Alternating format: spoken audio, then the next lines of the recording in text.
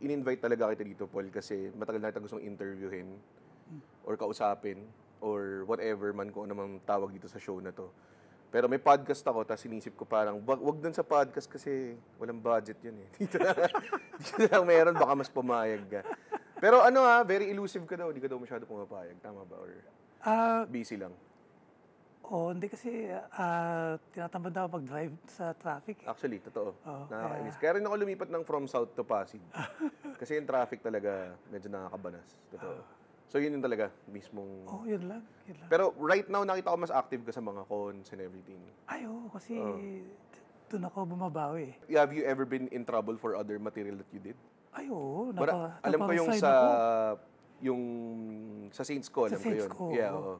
Pero other than that, meron bang... Like mga mild slap on the hand, slap on the wrist type of situation?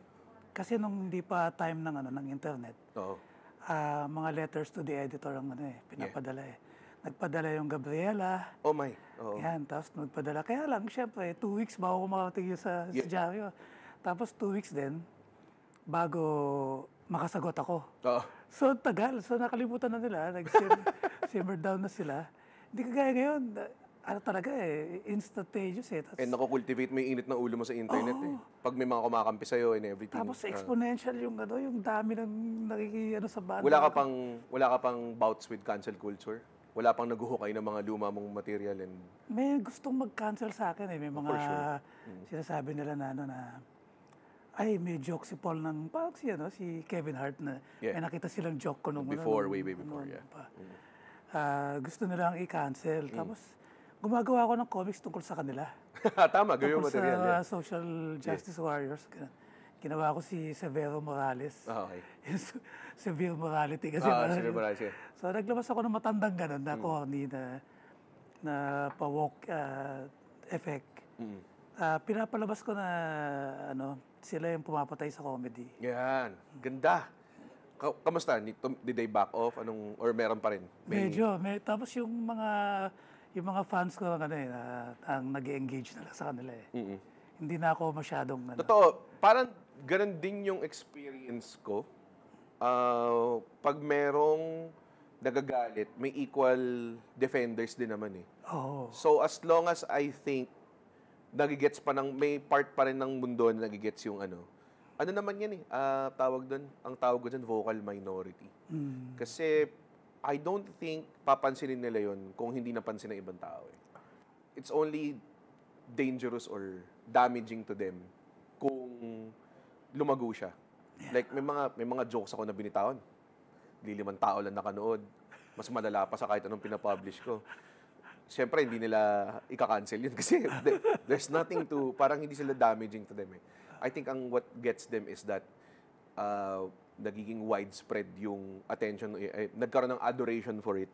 So, dun sila nagagalit lalo. Well, ano yan, tawag dun, yun ang usual pinag-uusapan if it's two comedians or a comedian panel talk, usually yan. Cancel culture pinag-uusapan. Pero, dahil medyo serious lang to, hindi natin tatagalan ng usapan doon. It's first time ako nagkaroon ng, actually, sobrang seryoso, One News, grabe. Sobrang ang intense. Pero nag-necktie ako para lang masabi na, ibang klase to. Ito rin yung sinusot ko sa shows, pero may necktie, di ba? May ganun. I wanna talk about yung mismong material, which is Pugad Baboy. It's such a great influence in my I think kasi, tawag dun, the way you tell the story is much more closer to, or much more relatable to what people are experiencing, or what, at least ako, sa audience mo, kesa sa pag nanood ako ng sitcom, and I'm pretty sure, yung layers of approval and revision nun, sobrang dami compared to nasabi mo, nakakalusot ka sa editor minsan. Diba? Ano yan? Did you brainstorm and think na, okay, ito yung gusto ko ng tawag doon, i-capture tong parang this segment of slice of life, ganon? Or tipong, ito lang talaga yung naramdaman ko and then bahala na kung anong mag-unravel? Ang kagandahan kasi sa sa comedy, di ba? Lahat yan base sa katotohanan eh. Totoo, yeah. Hindi ka pwede mag-imbento ng kwento. Wala. You can exaggerate, but Oo. not, invent. Yun, exactly. Lagyan mo lang ng comedic twist yung Pero lahat ng material ko nanggagaling sa news, nanggagaling sa totoong nangyayari. Yeah. Ganon. Kasi kung halimbawa, in-exaggerate ko yung isang event, lalagyan mo ng punchline. Minsan, inuuna ko yung punchline eh. Tapos mag-work backwards ako sa delivery. Yeah. So yung third panel or yung fourth panel muna yung gagawin ko. Wow. Tapos mag-work ako papunta dun sa delivery. It's such a, tawag dun, when I talk to creatives, writer, cartoonists like you, lahat naman tayo writer, again, with comedians, it's very interesting kung paano yung proseso. And ang nangyayari is parang controlled, chaotic things lang siya eh. Like yung sinasabi mo, nauuna yung punchline, di ba? It's such a unlinear way to do it. Hindi naman parati, pero nangyayari yun, di ba? Ako rin, I resonate the same way. Minsan, meron akong word na gusto kong sabihin or phrase na gusto kong sabihin. Tapos, gusto ko sabihin sa stage eh, pero wala akong material around it. Di, gawa natin ng material. Parang, ang tawag ko dyan, reverse engineering a joke eh. Kasi nauuna yung dulo bago yung simula. Di ba? Ang ganda, no? It's such a beautiful, and I think, ang challenging ng medium nyo because you have 2 panels to do a setup. Yeah, no? And then a third panel to do. Actually, minsan nga, meron ka pa minsan strips, minsan na second panel, punchline na eh. Tapos third panel parang after reaction or something like that. Ang ganda, no? Paano mo na, yun? Anong usual process mo? Do you sit down and brainstorm or is it like an active thinking kind of thing na, kunwari, as soon as you experience something, kumakain ka, may naisip ka, ganun, yeah. Habang nagdadrive ako, makikita ng misis ko na gumagalaw yung bibig ko. Nagsiscript ka, no? Sige, hindi na ako kikibo. Hindi siya kikibo gano'n kasi pino-formulate ko na yung joke sa isip ko. Lahat yan, kahit na may pinapanood ako iba, hindi ko pinapatay mo na yun, tapos naisip ko yung joke na yun. Gagawa ko ng paraan para, nakuha ko to sa advertising eh. Naging writer ako sa Macan. Talaga? Sa San Miguel. BBDO? Talaga? Advertising pala parehas. Okay, hindi ko alam yun. Di ba pag thematic, bibigyan ka ng bibigyan ka ng material, o bahala ka na dyan. So, doon ko nakuha yung style na... Yung style of writing na, minsan insight muna, mga ganong klase. Reverse, maganda tawag doon. Reverse engineering na joke. Big idea, mga ganon. Pero totoo lang, may maisip ka na in forward, tapos i-reverse engineer mo yung mga Usually, pag nagda-drive, marami ka nakukuha. Would you say like mga ilang percentage of your ideas are from driving? Ako kasi, ewan ko kung pwede ito sa TV, pero ako siguro I would say 70% ng jokes sa banyo. Either sumejebs or naliligo. Yeah. Kaya minsan ang tagal na, alam mo yung naglulukot na yung balat mo. Tapos parang, teka lang, hindi ko makarak ng joke na to. Meron to eh. Kinakatok na ako ng girlfriend ko. Tagal ka ba dyan? Hindi, teka lang. Hindi ako bumitaw. Kung pwede nga lang may waterproof na notebook. Ito yun ang, target market ako nun. Ikaw, anong usual mo? Na-try ko rin yung voice recording. Kaya lang, mas gusto ko talaga yung sinusulat eh. Totoo, ako din. Yeah. Kaya pagka nagda-drive ako, hindi masyadong, siguro mga 20% lang nun. Yeah. Pero yung pagka nakatanga ako yung walang, nakatanga lang ako sa bahay na gano'n, yung nakanganga ako gano'n. Doon ako nakakaisip ng gano'n, tapos kailangan isulat ko. Yeah. Tapos alam ko kung saan ko sinulat. Diba, may controlled na chaos dyan. Alam ko kung saan ko sinulat yung joke na dito yun eh. Kaya, Hindi ka organized? Or organized? Hindi. Ako din eh.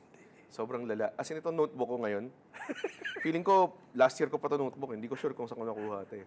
Tatanong ng mga tao, pagkatanong nila sa akin, parang, nakakailang notebook ka per year? Di ko alam, nag-overlap minsan eh. Parang, may 2022 ako notebook na gagamitin ko sa 2024. Ewan ko, parang, alam mo yun, kailangan lang parang it's not about having a notebook, keep notes. It's more of like, para hindi mo lang makalimutan yung idea mo. Meron kang mga naisip na idea na biglang mawawala. O nawawala pag di mo sinulat. Sabi ko, ano nga pala naisip ko tungkol sa... Kahit na yung... As in forever lost na, Oo, no? parang sa subject lang na ganun. May naisip ako kahapon eh. Tapos pipilitin mo, hindi na babalik. Tapos sa utak mo, ang ganda sana nun. Oo. Yun na sana yung kakaya mo. Parang ganun. Meron ako mga joke na ganyan, tapos minsan parang ino-note take ko. Kunwari, nag-drive. Ang hirap mag-take ng notes habang nag-drive. Actually, dapat di nga pwedeng gawin di ba?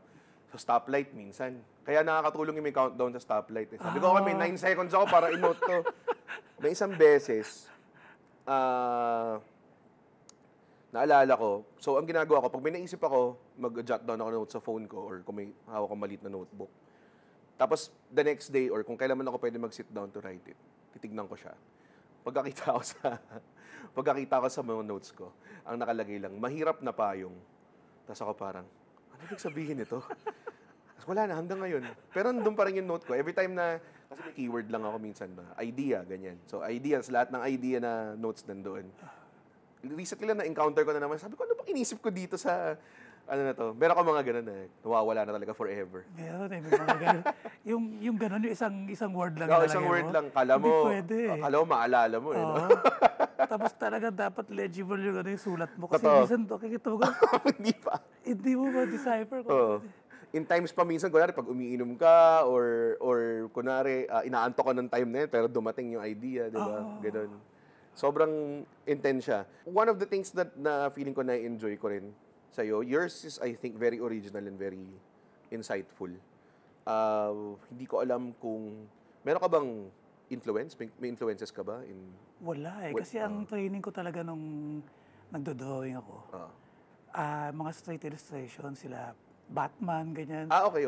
Yung anatomically correct yung mga tao. So hindi caricature? Hindi caricature. Wow. Hindi ako marunong mag-cartoons. Okay. Kaya makikita mo sa book 1, halatang nag-aaral pa ako maging disproportionate yung katawan ng mga characters ko. Kasi naisip ko nga matataba Yeah. So pinag-aralan kong mawala sa akin yung pinag-aralan ko sa anatomy. Oo. Sadya bang marataba dahil you felt na, feeling ko ito yung naging genius or naging parang device din to help out, churn out your, parang, yung pagka-riveting ng material mo, parang ganun. Or mas may license kang maging no holds barred kapag hindi threatening yung medium mo. Sadya ba yun? Or Hindi, sa akin tsamba lang kasi nagkataon lang na lahat ng characters ko doon, totoong tao. Ngayon yung lahat kasi kami sa bahay mataba Nakita ko yung pumayat Nakita ko yung comparisons with the characters. Nakita mo. Dapat 50 yung bewang. Ganun yun. Si Tiny, pag nakita mo, ganun na ganun talaga yung kuya ko. Tapos yung pinsan kong sundalo, totoong tao yun. Tapos may mga namatay na, yung kapitbahay ko na mekaniko na inuutangan namin. lahat siya lang ang drop out Lahat kami natapos ng pag-aaral. Pero sa kanya kami umutang. So, lahat yung totoong tao. Yeah. Nagkataon lang na sabi ko, tuloy ko na to. Yeah. Ano ba common denominator ng mga characters ko? Sabi ko, tuloy ko na lahat sila. Na mataba lahat. Tapos, nung ginagawa mo yung comics, tawag doon, sa Java na ang pinaka-head kumbaga pinaka-patriarch ng buong community is the chef. Sinadya mo yun? Oo, kasi ako yun Okay. Tatlo ako dun si Utoy, tapos si yung Polgas. chef, tsaka si Polgas. Yeah. So, nung una kong ginawa yung mga characters, tatlo lang muna sila, si Bob muna, tsaka si Dagul, tsaka si Polgas. Yun. Tapos, yung pulutan nag-joke ako joke. yung pulutan, Yeah. yun yung pinakauna. Yun yung pinakaunang-unang. Tapos sabi ko, wala na yata akong fat jokes Gawa ko ng social commentary. Okay. May letter sa editor. Sabi ko, okay yung ay dagdagan. So yung feedback ang nagana sa akin. Nung pinasa mo sa Inquirer, how deep, ilang strips ka na nun? Or isa lang ba? Dapat 3 weeks worth Okay. Para daw So, 21. malaman nila kung masusustain ko. Kasi baka sabihin nila, So may paling. umpisa lang, gano'n. So nagbigay ako ng pang 3 weeks, minus yung Sundays. Yeah. Tapos sabi na, mukhang kaya mo namang tuloy-tuloy mo. Sige, tuloy mo na. Ganun. Ang intense kasi parang year 1, ang dami kaagad characters na sobrang compelling. And, syempre, nung kasagsagan ng popularity mo, I think I started reading siguro. Ang pinakauna ko napulot siguro, probably, from memory yung the one na merong Hiwaga ng Duenas. Book 4. Four. And then, meron din yung Pumunta sa Future.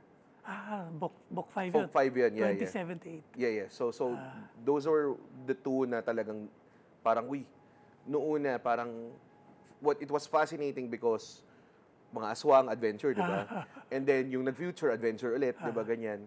Tapos, dati hindi ko binabasa yung mga ibang parts. Linabasa ko lang yung mga mahahaba, parang ganun. Ay, mga story I'm skipping through everything. Tapos nakita ko, may Robocop dito. Doon ako mauhook. So, and then mamaya-maya, binabalikan ko. I didn't used to read it cover to cover. And then, I saw my dad how he read it. Parang nag-release ka ng bago, sinimula niya simula, tapos tawa na sabi, okay, ganito pala basahin. So, doon ako parang natuwa na there's so many characters. Ang pinaka prolific apart from the Songkal family, si Tomas. Tapos ang best friend niya si Canoli, which is Army and NPA. Komunista tsaka Army, di ba? So, ba't mo naisip na gawing ganun yun? May ano ka ba? May underlying themes ka ba of we can all get along if we talaga? Dapat may kakontrapelo kasi. Parang si Mang Dagul, si Brosya yung niya. Yung, tama. Pairing niya. Ini-engage siya ni Brosya kasi nga sa physical appearances nila. Yeah. Si Brosya payat, tapos si kalbo. Ganun. Yeah. Tapos naghahanap ako ng makakalaban ni Tomas. Ni Tomas. Lahat sila may counterpart eh. Tama. Kaya yung priest, may siya na atheist. Yun, so nagbabatuan sila ng ideas. Yes. Yun na lang ang hindi ko na-represent. Lahat kasi sila may sector ng society na nag-represent eh. So sabi ko, magdadagdag ako ng lesbian, ng atheist, saka ng vegetarian. Oo nga. Pero hindi ko na ginawang tig-isa. Pinagsama ko sa isang tao kasi sobrang dami na ng characters eh. It's such a, tawag doon, na-mention mo rin si Dagul, tsaka si Brosya. Isa na namang napakagandang dynamic because we live in a society na meron tayong mga kasambahay. And then, merong stigma na pag kasambahay ka, ikaw yung utusan, ikaw yung lower. Pero they're equals. Para silang, frenemies sila. Diba? Parang ganun yung dating.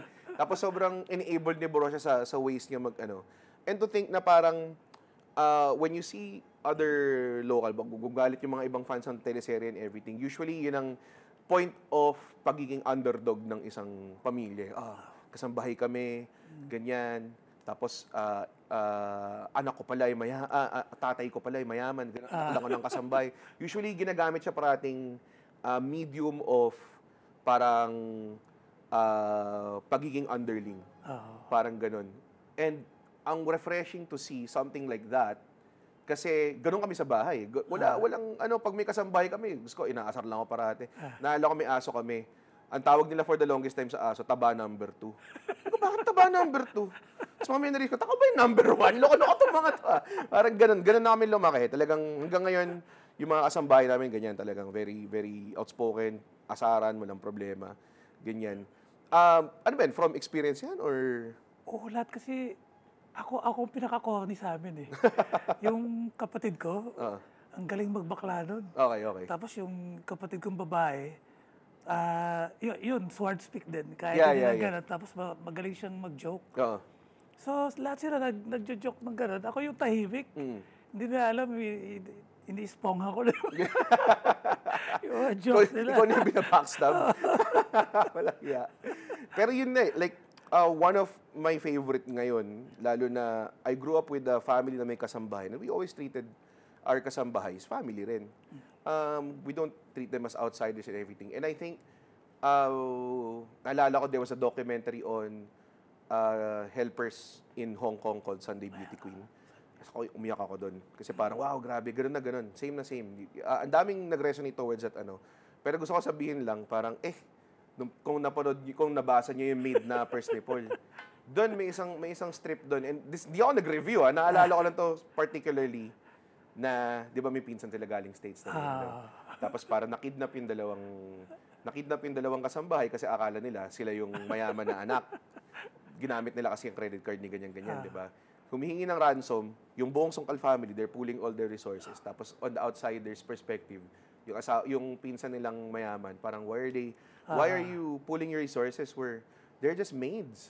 Parang gano'n. Tapos parang tinignan lang nila, tapos tuloy-tuloy lang. Ang ganda nun, Paul. Grabe. As in ngayon, tumatayo yung balahibo ko. Ano yun? Parang it's just, naisip mo yung storyline na yun and how it's gonna be done. Anong naisip mo nung time na yun? Yung mga nagiging kasambay kasi namin, kasabay namin yung kumain. Oo, yeah. Hindi sila yung... Tapos pagkakasabay namin, hindi namin sila inutusan. Kuha ka tubig, gano'n. Talagang kakain kami ng sabay-sabay. Tapos pagka gusto niya mag-aral, pinapag-aral namin. Hindi sa public, talagang ini-enroll namin. Talaga? So, parang gano'n ang tingin namin sa... Tapos yung nanay ko, ayaw niyang utusan ko. Yung katulong siya. Gusto niya siya lang. Pagka tinawag ko siya, ma, bakit? Kung kaya mo yun lang gawin, kaya ba sabi, pakukuha ko lang yung wala ka pa. Tapos, akit ako, kukunin ko na gano'n. Naman, hindi ko mautusan yung Ganun talaga yung katulong sa amin, kaya naisip ko yung story.